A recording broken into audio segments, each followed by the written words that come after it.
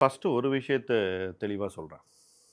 இந்த தம்ப்நெயில்ல இருக்கிற டைட்டிலுக்கும், என்னுடைய முதலீட்டு அனுபவத்துக்கும் ஒரு முக்கியமான கனெக்ஷன் இருக்கு.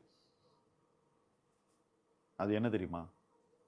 36 வருஷம் நான் இன்வெஸ்டரா இருந்திருக்கேன். ஆனா ஒருபோதும் இவ்வளவு ரிட்டர்ன் எனக்கு வரணும் அப்படின்ற ஒரு எதிர்பார்ப்ப நான் மனசுல வச்சுக்கிட்டதே இல்ல.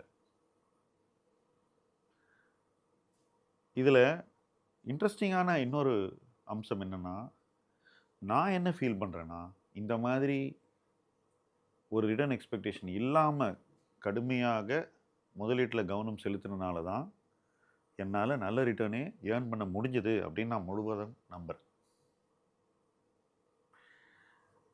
சமீப ஆண்டுகள்ல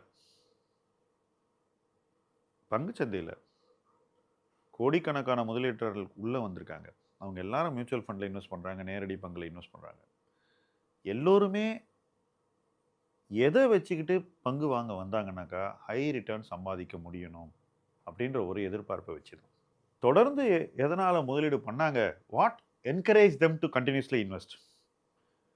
என்ன எதிர்பார்ப்புல இன்வெஸ்ட் பண்றாங்க அப்படின்னாக்கா, ஹை ரிட்டர்ன் வில் கன்டின்யூ.